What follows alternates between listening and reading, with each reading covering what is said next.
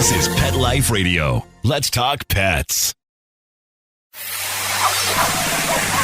It's Oh Behave with Arden Moore, the show that teaches you how to have harmony in the household with your pets. Join Arden as she travels coast to coast to help millions better understand why cats and dogs do what they do. Get the latest scoop on famous faces, their perfectly pampered pets, and who's walking who in Rin Tin Tinseltown. From famous pet experts and best-selling authors to television and movie stars, you'll get the latest buzz from wagging tongues and tails. Garner great pet tips and have a doggone fur-flying fun time. So get ready for the pause and applause as we unleash your Oh Behave host, America's pet edutainer, Arden Moore. Welcome to the Oh Behave show on Pet Life Radio. I'm your host, Arden Moore. Now, if there's one common wish among all of us pet lovers, it is this: that our pets were able to live many, many years longer. Don't you agree? I mean, many of us have had a four-legged sage who's made us a better person before passing away. What a blessing. But when our beloved pets do die, how do we cope in a healthy way? For answers, we have arguably one of the world's top pet grief and life coaches on the planet on our show today. Please give a warm welcome to Wendy Van de Poll. Hey, welcome to the show, Wendy. Thank you, Arden. I'm so happy to be here. It's really exciting for me. All right, now I got to let you know I've got my Kleenex box near me, just in case. But okay, I do too. Awesome. But I know what you're going to share with us today will actually bring tears of joy. And also important for all you tuning in, we're doing a special reach out to all of you pet sitters, dog walkers, cat caretakers, boarding staffs, and other pet professionals who do form friendships with the pets they care for. Now, Wendy's in the house to help you cope as well. But first, we got to pay for the show. So we're going to take a quick commercial break. So sit and stay. We'll be right back. Time for a pause. 4 furry ones, actually. Sit and stay. Oh Behave will be right back. Molly, here's your dinner. Zeus, that's not your food. Don't let that happen to your precious cat. Elevate your cat's eating experience with the Cat Tree Tray. The Cat Tree Tray keeps your cat's food off the floor and conveniently located on the cat tree. It's the perfect way to eat. It's a beautiful wrought iron tray that easily attaches to your cat tree and keeps dogs and other critters out of your cat's dish. A must for multi-pet households. There's a 6-inch tray for large bowls and a 4-inch tray for smaller bowls. Purchase your Cat Tree Tray today. Go right now to cattreetray.com. That's cattreetray.com. CATTREETRAY.com.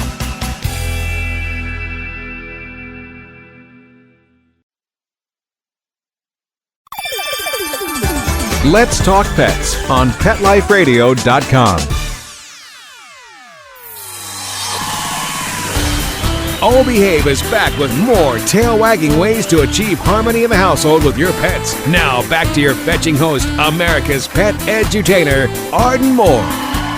Welcome back to the Oh Behave show on Pet Life Radio. I'm your host, Arden Moore. Our special guest today is a healer in many, many wonderful ways. I'm going to repeat this many times, but I want you to dash over to her website. It is centerforpetlossgrief.com, and you're going to be amazed. I was. There's a long list of credentials she has. You ready? Here's just a sampling. She's a certified end-of-life and grief coach. She holds a master's degree in WOOF, ecology and behavior. She's a licensed massage therapist for people. She's a best-selling author, an in-demand speaker. Well, this show's only a half hour, so we're going to just pump the brakes on her credentials for now. All I can say is I'm very honored to have you on our show. We're speaking to Wendy Van de Poll. Hey, Wendy. Hey, Arden. How are you? I am so great, folks. I first spoke with Wendy. I'm the editor of a magazine for professional pet sitters. It's the National Association of Professional Pet Sitters. And I'm doing a story on Wendy for the next issue. And I'm like, oh my gosh, this woman's too good just to be only limited to the pages of a digital publication. And I love naps. And I thought, why don't we get her on the show?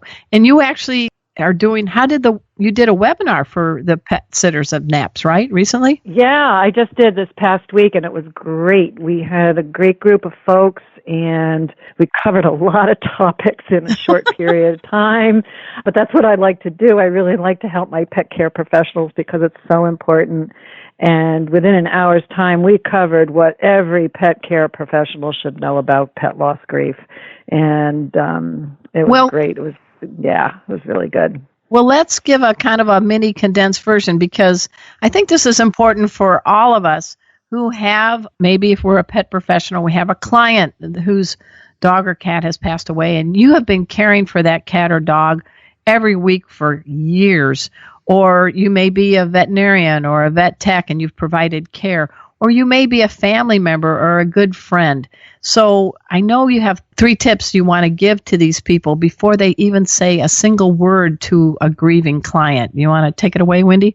Sure. There's so many things, but I'd like to first start and say, get to know what grief is first, because that will give the pet care professional, the pet sitter, the professional pet sitter, the veterinarian, whatever, it will give you that confidence to be able to recognize what is going on with your clients.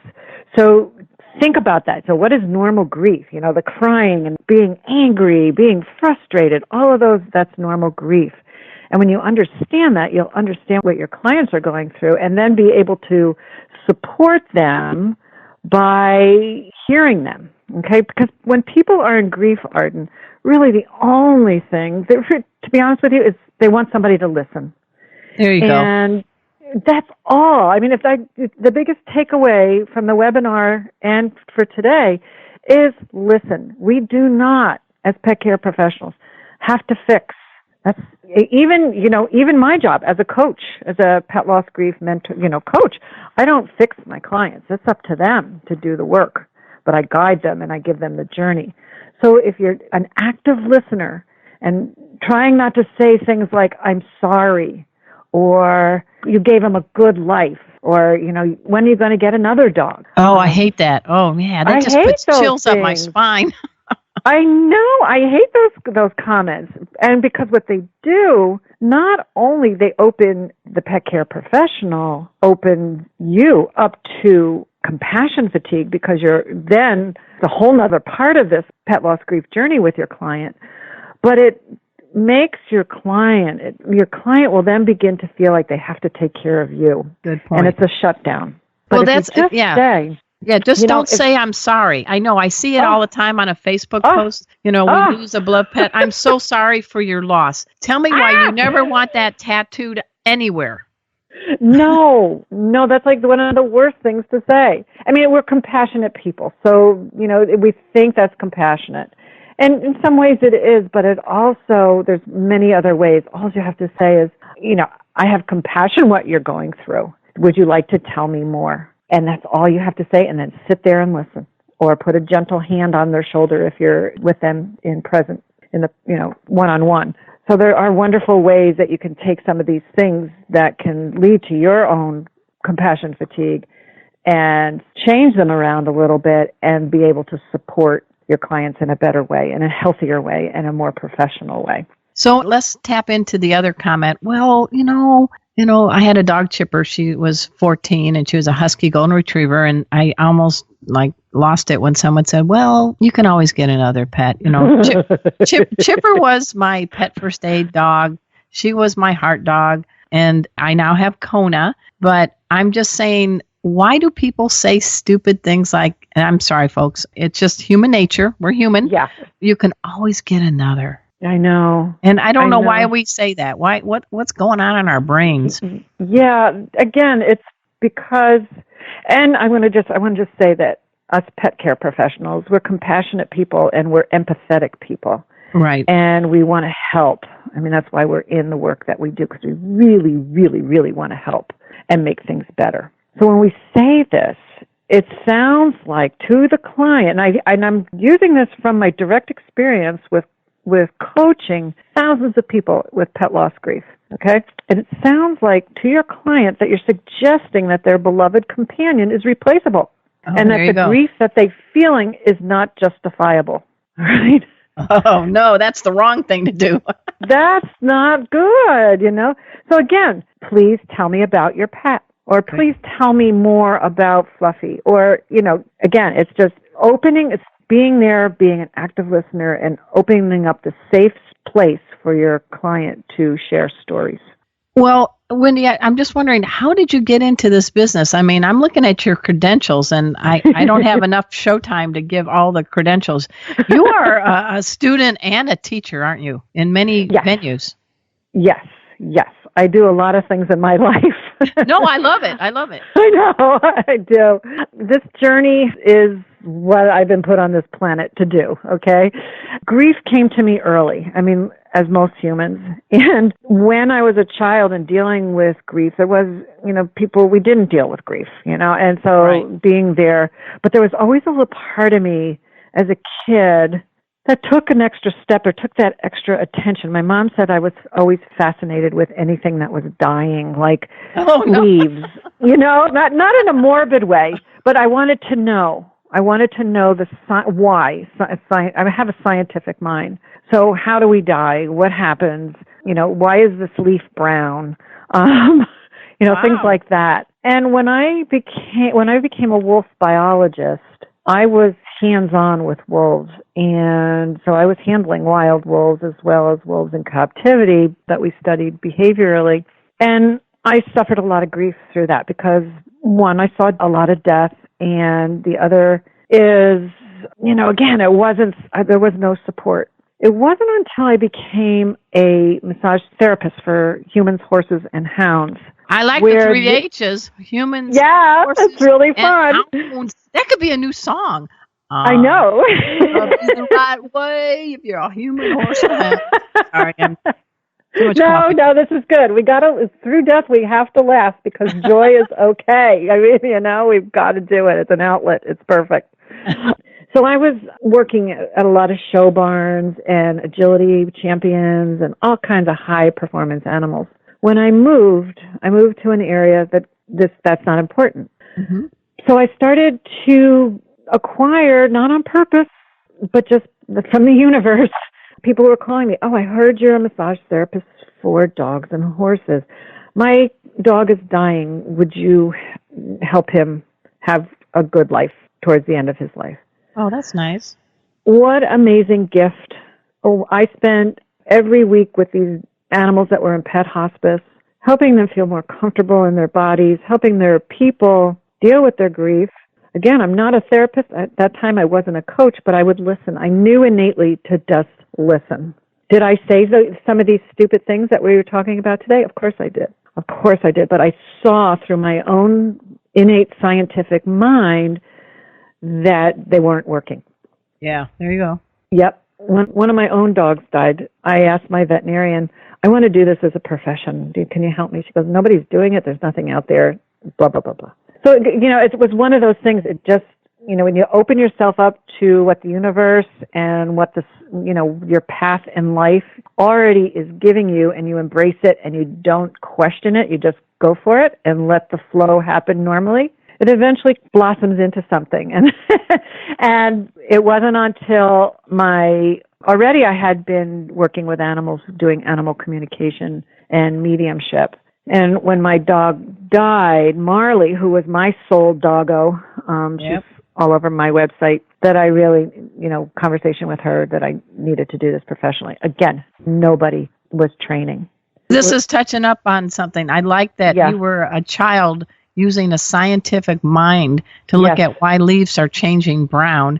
And so, folks, she's not a wacky or anything. This woman is a scientist. So let's get a little 411 on the late beloved Marley, who still much is in your heart. Oh, so much so. So much so. She's basically my director. I like those kind of directors. I do too. She's great. She's really great. So I started to research, and I found a training for people. It was I already had become a life coach, and I found an 18-month program for people to become end-of-life and grief coach. So I'm certified as that. The gentleman that taught it was kind enough to adapt it to me. Oh, that was nice. So it, everything I had pets in my lab, in my practicums and all that. My case studies were all pets. So that was really wonderful. Through that and through my, working with thousands of clients all over the world, I have now developed a premier course to become a mentor, a pet loss grief mentor, and I'm graduating my first class of some really wonderful women in April. So I'm very excited to get them out there and changing the world on how we view death and helping people cope, have a friend to ride the roller coaster ride with, and see how profound death can be. Well, we do want people to make sure they can get some of the details on this program. You've got a lot of other courses, and you have an amazing book. It's called The Pet Professional's Guide to Pet Loss. And folks, you go on our website, and you're going to be able to get a free download of some tips on pet loss for free. It's kind of a cheat sheet, I guess. But I want to make sure people know to go to centerforpetlossgrief.com. Because I don't even know when you sleep because you're teaching and your site it rocks. I got to tell you, it's a really great website. Thank you. It's well put together. Thank you very much. Yeah, I'm pretty proud of my site. I love it. All right. Hey, folks, we got to take a quick commercial break, but we're going to be right back with Wendy Van de Poll. She is the person that's going to help you get through some tough times. So sit and stay. We'll be right back. Time for a walk on the red carpet, of course. Oh Behave will be back in a flash right after these messages. It's designerpetsweaters.com. Hand-knitted designer sweaters for your precious pup or cool cat. Beautiful couture patterns for your pets, including custom-knitted formal wear, casual wear, yachting, and even sports-themed. Many designer pet sweaters include feathered tammy hats, top hats, and a lot of sparkle. Each sweater includes leg loops, front paw sleeves, and leash opening. Visit designerpetsweaters.com to order your four-legged fashions today. Your pets will stay warm for the winter and be runway ready. Large or small, we fit them all. designerpetsweaters.com. Let's talk pets Let's talk pets on Pet Life Radio. Pet Life Radio. PetLifeRadio.com. Hi, this is Mandy Moore, and you're listening to Oh Behave on Pet Life Radio with your host, Arden Moore, who's now family. We figured that out. We're back from the lot. Just checked the paper and we had a record showing at the box. The letterbox, that is. Now back to Oh Behave. Here's Arden. Welcome back to the O Behave Show on Pet Life Radio. I'm your host, Arden Moore. I love this woman. Her name is Wendy Van de Poll, and she knows what to do to help us through some of the toughest, darkest times, and that's when our pets are getting ill and passing away. And we as a two-legged society, I guess, Wendy, we've come a long way, because I remember 10, 15 years ago, talking about your pet dying or death it was still in the closet, and you didn't want to look weak in the workplace and things like that. I'm hoping we've come a long way, baby. Oh, yeah, I have seen it tremendously. I mean, it's really amazing to me. As I scan my Facebook page in the morning, I see various companies giving grief days when people lose their pets. It's really wonderful how that is changing. We still have the stigma. I mean, it still happens, but it definitely is changing because we love our animals. It's becoming part of our society now that our animals are very important to us, and studies are showing that on various levels.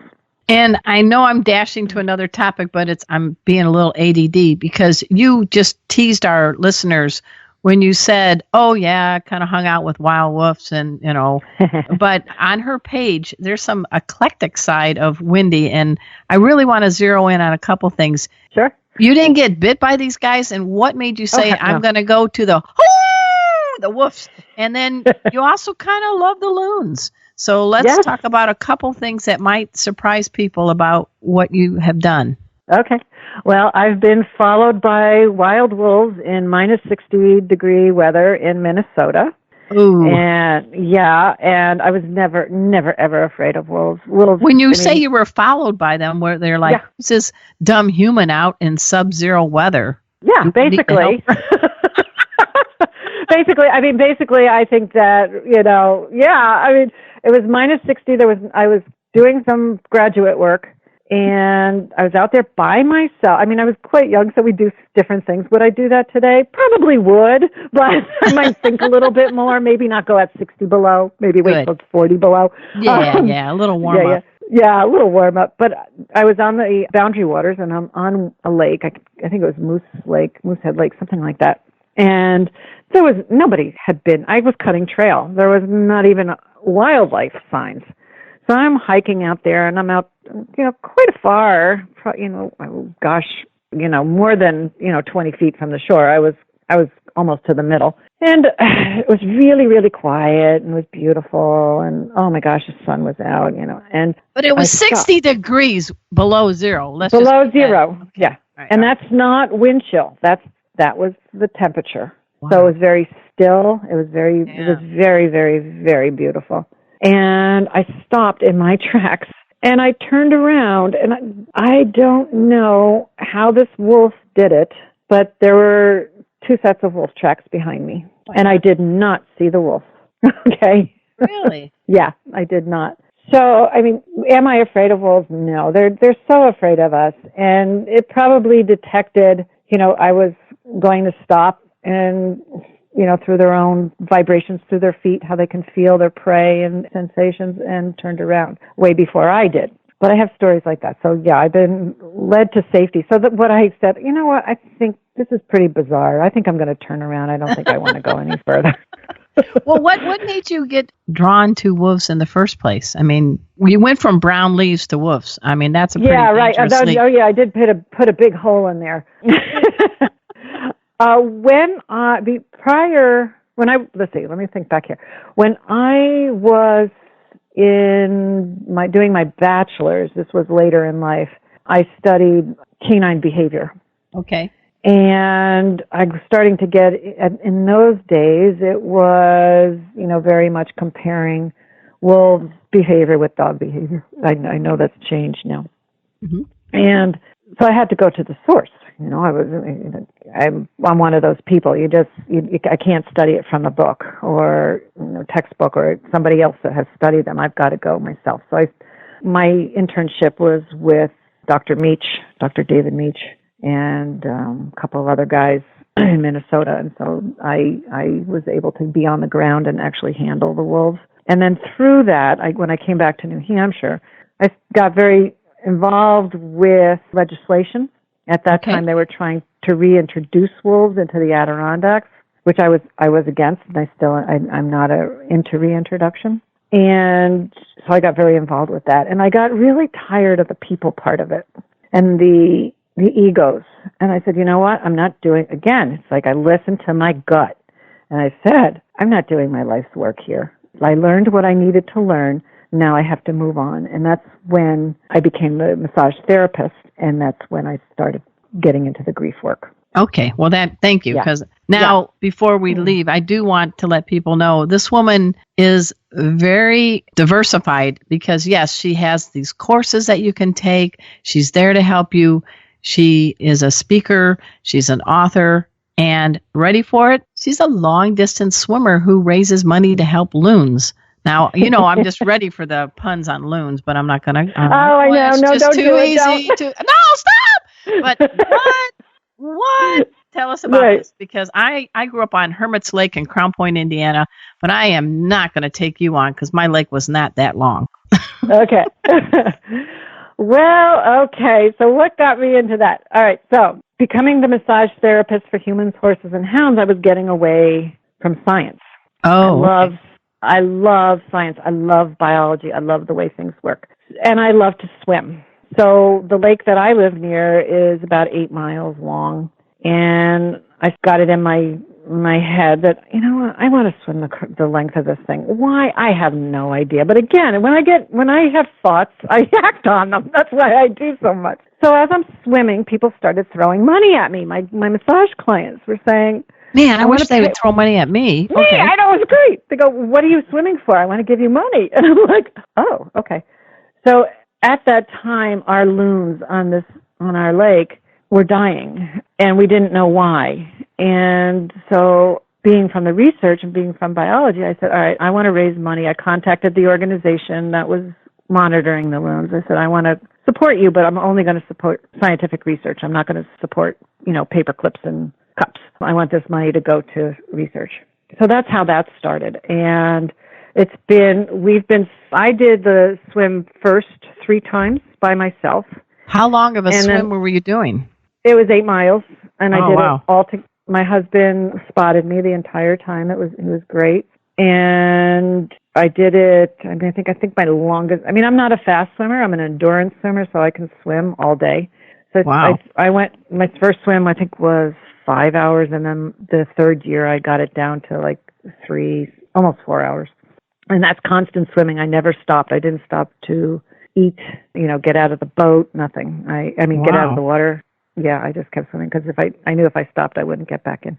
So, yeah, so that's how, and then now it's a relay. And then we're going into our 14th year. Okay. And we've raised over $200,000 in our history. So I'm pretty proud of that. And it has supported the research, and we found out that our beautiful, pristine lake the reason why our loons are dying is because of the DDT from the 60s and the entire 60s. Yeah, and in New England here, they put that stuff into metal drums and then threw it out in the woods.